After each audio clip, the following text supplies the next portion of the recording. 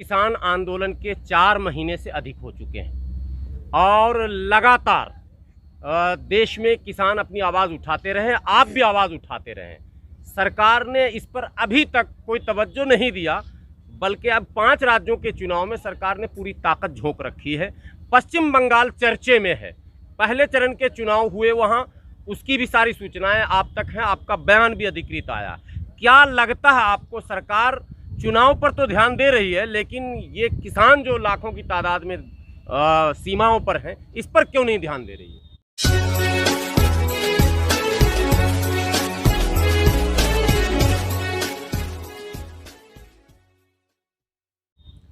देखिए, मोदी सरकार के लिए कभी भी किसान या मजदूर या इस देश का गरीब या बेरोजगार या इस देश का कोई भी इंसान कभी मायने नहीं रखता था।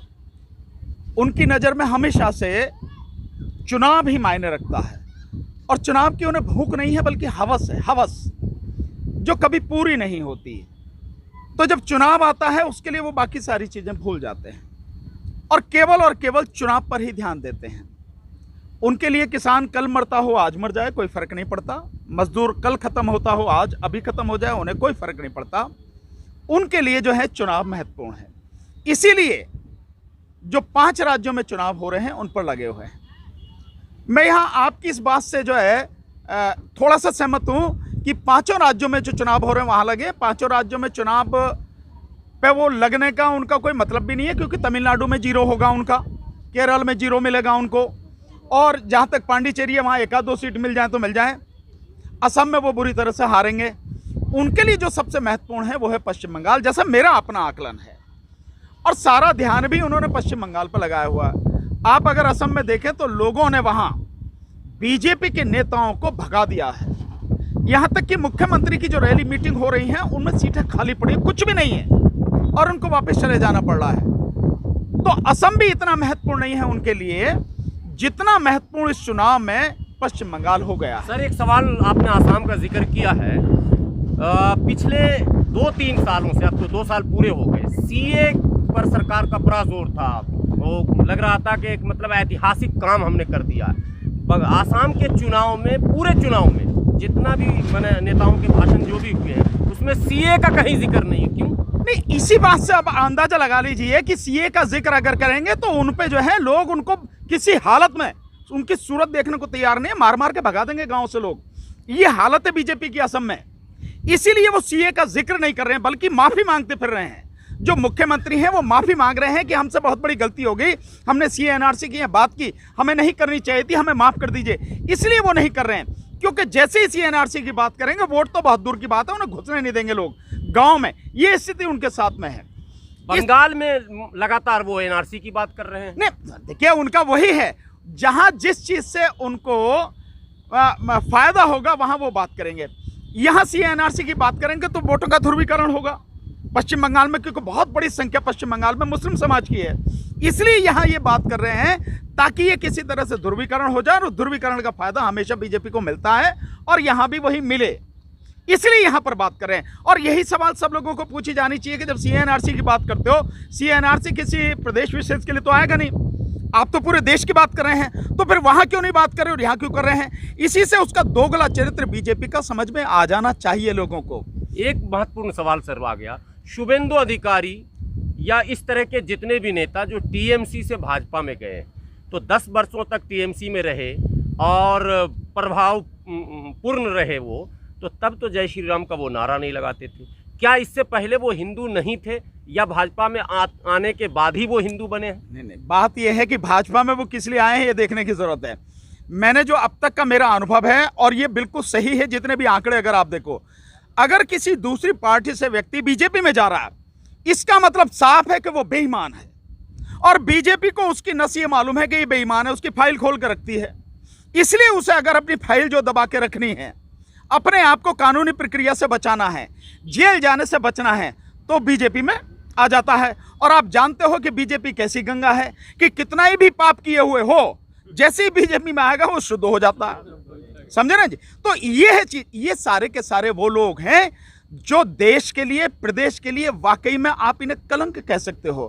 तो ये सारे के सारे लोग कितने ही भी दूषित हों, चाहे कितने भी अपराधी हों, पर बीजेपी में आके उनके जो अपराध है ना वो क्षमा हो जाते हैं, उनके खिलाफ कोई कार्रवाई नहीं होती और बीजेपी इसका फायदा उठाती है। देखो इस पार्टी को छोड़ के लोग हमारे साथ आ रहे हैं तो इस पार्टी की हालत क्या है, लोग इनसे खुश नहीं हैं। ये उसका एक तरीका है, उसका एक ढंग है। शुभेंदु अधिकारी दावा कर रहे हैं कि हम 50,000 वोट से जीत रहे हैं। नहीं, बहुत अच्छी बात है, दावा करने में क्या जाता है। मैं दावा कह रहा हूं, वो दावा कर रहे हैं तो मैं ये दावा कर रहा हूं, अगर ईवीएम मशीन में बेईमानी नहीं हुई, ईवीएम मशीन में गड़बड़ी नहीं हुई, तो बीजेपी की तो मतलब शुभेंदु अधिकारी की तो बात छोड़ो, मैं कह रहा हूं अगर मोदी जी भी एमएलए का इलेक्शन लड़ रहे हैं तो उनकी जमानत जब्त हो जाएगी। अगर ईवीएम से चुनाव नहीं होगा तो, ईवीएम में गड़बड़ी नहीं होगी तो। लेकिन जिस तरह की पहले चरण के मतदान के बाद में न्यूज आ रही हैं और उसमें बताया जा रहा है कि बटन दबाया जाता है टीएमसी को वोट देने के लिए और वीवीपैट पे आ रहा है बीजेपी, इसका मतलब गड़बड़ी है। तो जिस और इसके लिए जो टीएमसी इलेक्शन कमीशन में भी गई है, जाके वहां शिकायत करने गई है। पर मेरा कहना यह है कि आप वहां जा रहे हो शिकायत करने, आप सड़क पे क्यों नहीं आते हो?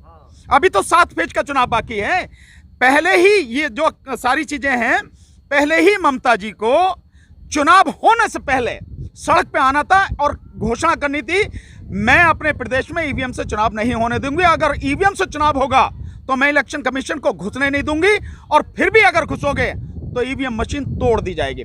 उन्होंने कहा नहीं और अब मशीनों में गड़बड़ी सामने आ रही है, तो अब इस बात को उठा रहे हो। और अगर अब उठा रहे हो तो कम से कम अब भी इतना कर लो, 7 चरण का जो मतदान होना है, होने ही मत दो उसको, सड़क पे आओ और सड़क पे आकर कहो कि ईवीएम से नहीं होने देंगे, बैलेट पेपर से चुनाव कैंसिल होता है, होने दो। एक तरफ जहां ईवीएम का पूरे देश में विरोध हो रहा है, उस विरोध करने वालों में कई चेहरे हैं, एक आप भी प्रमुख चेहरों में हैं। बिहार में पंचायत चुनाव में अब ईवीएम का इस्तेमाल होने की बात हो रही है। सीधी बात है कि बेईमानी इतनी चढ़ गई है नेताओं के दिमाग में कि किसी भी स्तर पर सत्ता उनके हाथ में रहनी चाहिए, चाहे प्रधानी का इलेक्शन हो, चाहे बीडीसी का हो, चाहे जिला पंचायत का हो, चाहे नगर पालिका हो, एमएलए एमपी किसी का भी हो। ये लोगों को सोचना है और ये उन नेताओं को भी सोचना है जो इस ईवीएम से जिनका जीवन बर्बाद हो रहा है, ये उनको भी सोचना है। पर अगर वो नहीं सोचते हैं, अगर वो विरोध नहीं करते हैं और जनता भी घरों में ही बैठी रहती है, क्योंकि जनता भी बड़े मजेदार है इस देश की जनता। मैंने ऐसी मजेदार जनता किसी देश में नहीं देखी। जब उन्हें मालूम है कि ईवीएम से गड़बड़ी होती है, हम भी लगातार बता रहे हैं और भी लोग बता रहे हैं, सड़क पर निकलने को तैयार नहीं है। आप ईवीएम के विषय में बात कीजिए, आपकी वीडियो बहुत बढ़िया देखेगी, कमेंट बहुत बढ़िया करेगी, फेसबुक पे लाइक करेगी, आपको ट्विटर पे लाइक करेगी, कमेंट भी देगी। लेकिन जब उससे कहा कि भैया यहाँ जब प्रदर्शन करने ईवीएम के खिलाफ, तो घर में से निकल के नहीं आते, तब क्या करोगे आप? और अगर आप घर में बैठे रहोगे तो ईवीएम खत्म नहीं होगी, क्योंकि ईवीएम कैसे खत्म होगी इसको समझ लेना चाहिए। ईवीएम को या तो करे सुप्रीम कोर्ट खत्म, सुप्रीम कोर्ट सुनने को तैयार नहीं ईवीएम के विषय में, या देश की संसद जो है संशोधन करके, जो पीपल्स रिप्रेजेंटेशन एक्ट है, जन प्रतिनिधित्व कानून 1961 जो है, उसमें संशोधन करके संसद जो है देश की, वो ईवीएम को खत्म करे। और वो जब करेगी जब उसे पता लगेगी कि भैया अब इसके अलावा कोई चारा नहीं है। जैसे किसान आंदोलन ने इस सरकार के सामने वो परिस्थिति खड़ी कर दी है कि जब तक ये कानून वापस नहीं होंगे किसान घर जाने वाला नहीं है। इसी तरह से ईवीएम को खत्म कराने वाले जो लोग हैं उनको भी यही सोचना चाहिए कि भैया 5 मोर्चे किसानों ने घेर रखे हैं, दिल्ली के बकाया जो बचे मोर्चे हैं उनको भी घेरो, सारे के सारे ईवीएम वाले आके घेरो, चाहे निजीकरण वाले आके घेरो, सब घेरो इसको। और सरकार पे इतना दबाव पड़ना चाहिए ताकि ये वापस हो। जब तक ये वापस नहीं होगी तब तक सत्ता आपके हाथ में नहीं आएगी, और सत्ता आपके हाथ में नहीं आएगी तो बीजेपी सत्ता में बनी रहेगी, और बीजेपी सत्ता में बनी रहेगी, ये समस्याएं जो कि त्यों रहेंगी, देश बर्बादी की तरफ बढ़ता रहेगा। इसका आखिर समाधान कैसे होगा सर? समाधान बहुत सीधा है, जन आंदोलन की तरफ ये किसान आंदोलन बढ़ गया है।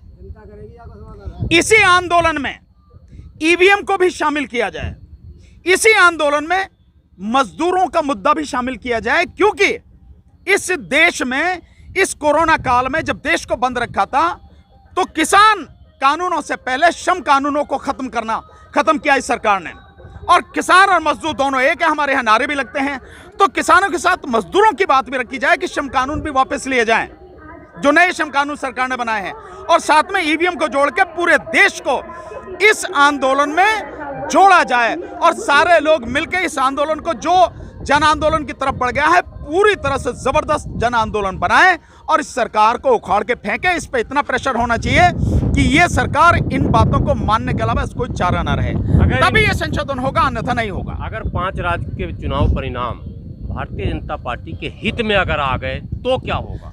5 राज्यों के चुनाव सरवर साहब नहीं आ सकते, मैं आपको बता रहा हूं। 4 राज्यों के तो आने वाले नहीं हैं।